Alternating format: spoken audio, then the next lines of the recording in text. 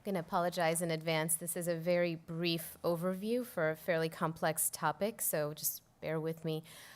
Instead of all of visceral dissections, I'm going to focus on renal and SMA dissection. So starting with renal artery dissection, we're really only going to look at renal artery dissections that are focal, not ones associated with aortic dissection. Like most dissections, the mechanism for formation is hematoma between the intimal and medial arterial layers, and this happens through a tear in the intima. A second mechanism can also be from tearing of the vasoviscerum nutrient vessels that then cause hemorrhage between the two layers. So as I said, this is an exceedingly rare disease, and this is also why there's not a whole lot of consensus in terms of how to treat it. Most of the literature out there, both for SMA and renal artery dissections, are from case series and case studies. So the incidence is really just 0.036 to 0.049%. There is a male predominance in a 4-to-1 ratio, and it occurs between the 4th and 6th decades. So there's no predilection for either the right or left renal artery per se, but when they do occur, about 10 to 15% have them bilaterally. It's easy to understand renal artery dissection if we look at it in terms of classifying it as primary versus secondary. Excuse me. So primary spontaneous RAD has many different etiology, such as atherosclerosis, FMD, or some other type of connective tissue disorder like Ehlers-Danlos or Marfan's. A majority of them are also idiopathic. Secondary RAD, this is something we're more familiar with, which would include blunt trauma or iatrogenic interventional procedures, which I'm sure we've all seen. And now, since many people in this era get CT scans for everything, we also see a bunch of RADs that were never symptomatic. So a majority of them are clinically silent, but when a patient actually comes in with an acute RAD, symptoms include abdominal, flank pain, nausea, vomiting, headache, dysuria, hematuria, and most importantly, renovascular hypertension. So when the dissection begins and expands, it basically narrows the true lumen, which then causes parenchymal ischemia. And because of the parenchymal ischemia, we have increased levels of renin secretion, which then cause the renovascular hypertension. There are no real sensitive lab tests, but certainly somebody who has acute RAD and who's symptomatic and with worsening clinical scenario, we might appreciate an elevated BUN creatinine, and it's also important to get an LDH, a lactate dehydrogenase, in the acute setting to basically evaluate degree of renal infarction. The gold standard for imaging in the past used to be angiography. However, now we mainly use that for treatment purposes. The gold standard now really is CTA. These are some examples here. So in the coronal cut, you can see that the right kidney is poorly perfused and that there is a renal arterial defect there. In the axial view, you can actually see the dissection flap within the renal artery. So for these patients that come in with acute RAD, the main goals of therapy would be to treat the renovascular hypertension and also to preserve any possible renal function. The mainstays of therapy, the main types of therapy rather, would be conservative management first, followed by first line with endovascular therapy, and then reserving open surgical for more complex cases. So in terms of conservative management, the group of patients that would qualify, they would have symptoms, but they would have stable renal function. And they may have renovascular hypertension, but that usually can be controlled pharmacologically.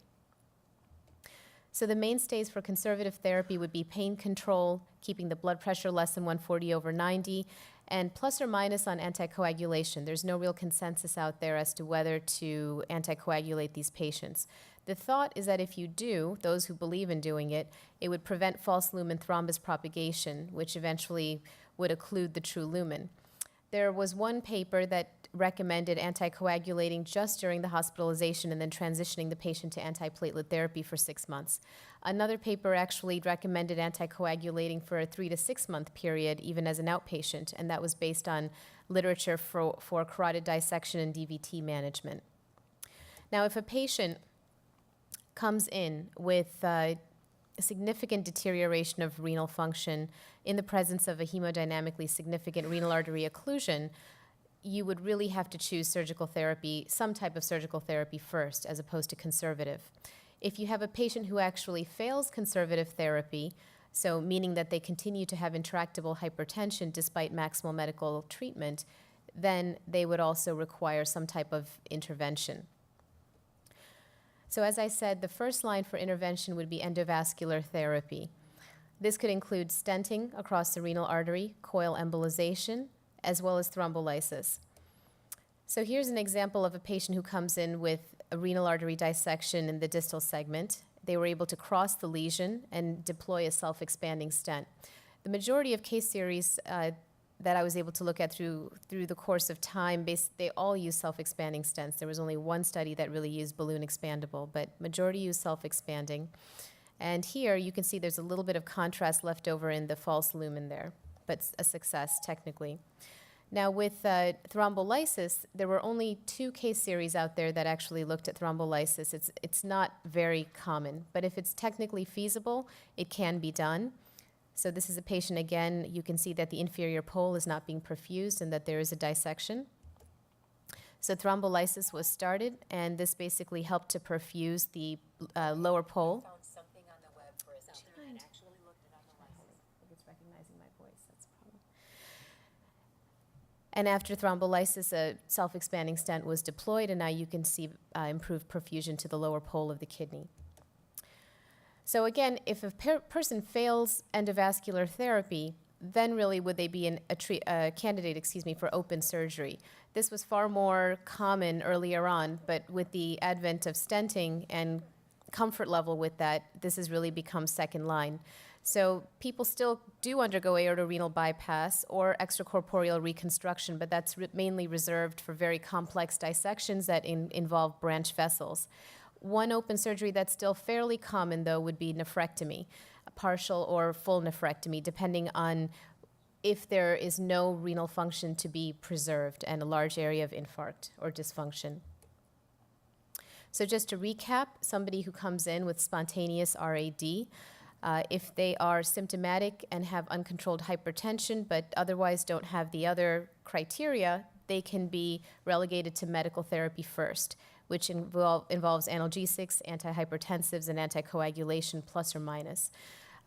However, if they do have the 3 criteria above in the box, then they really do need some type of revascularization.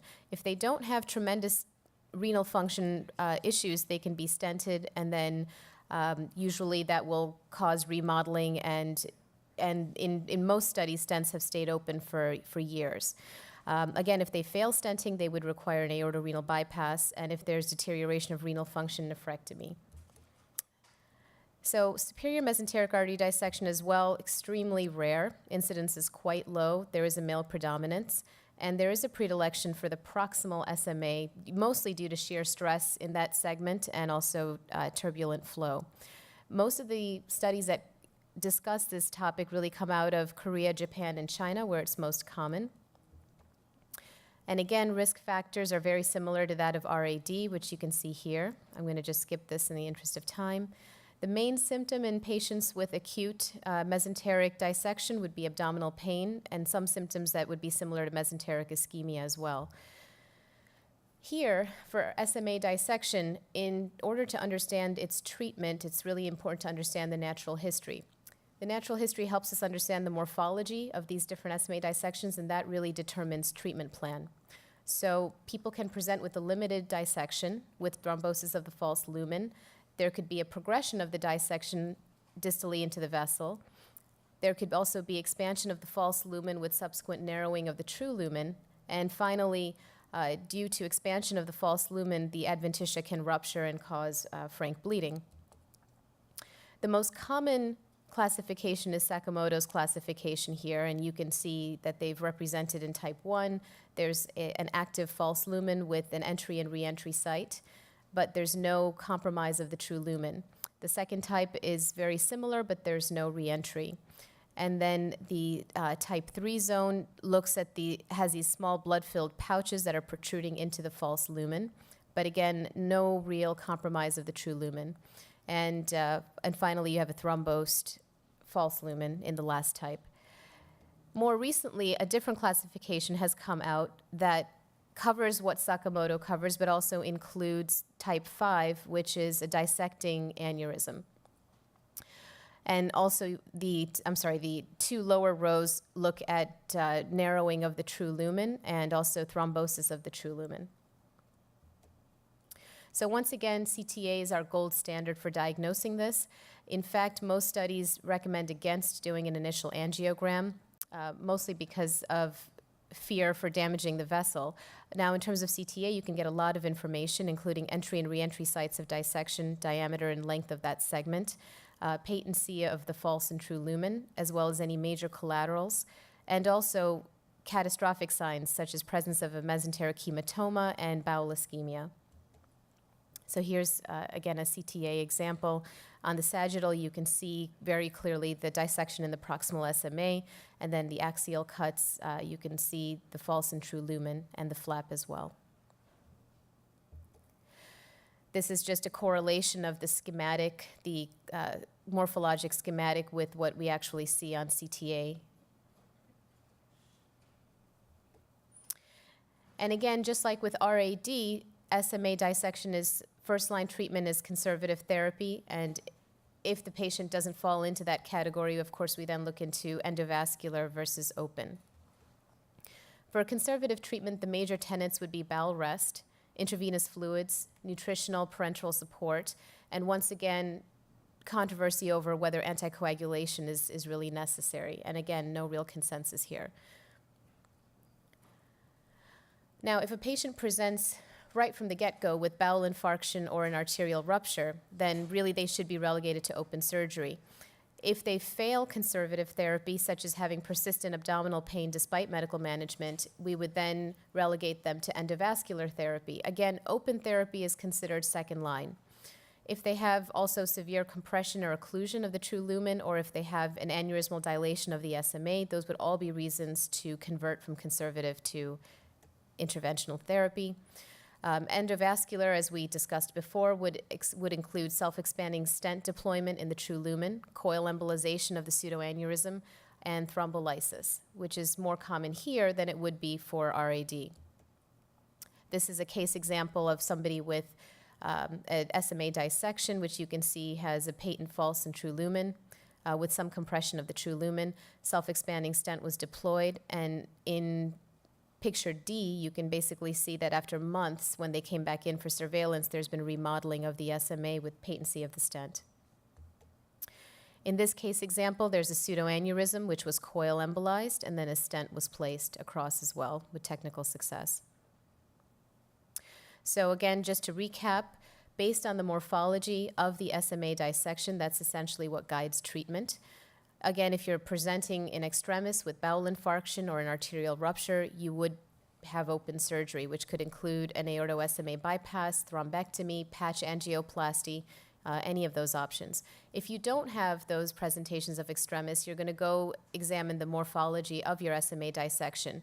And if it's anything from the top row, with the exception of type 5, of course, you would be a good candidate for at least a trial of conservative therapy. And then you would undergo CT surveillance, and usually most patients will recover. In the case of deterioration, then they would require endovascular therapy. And again, types that include some type of compromise of the true lumen, as we see in the second and third row, or SMA thrombosis, would start with endovascular therapy. And if that fails, of course, then open surgery. That's it. Thank you.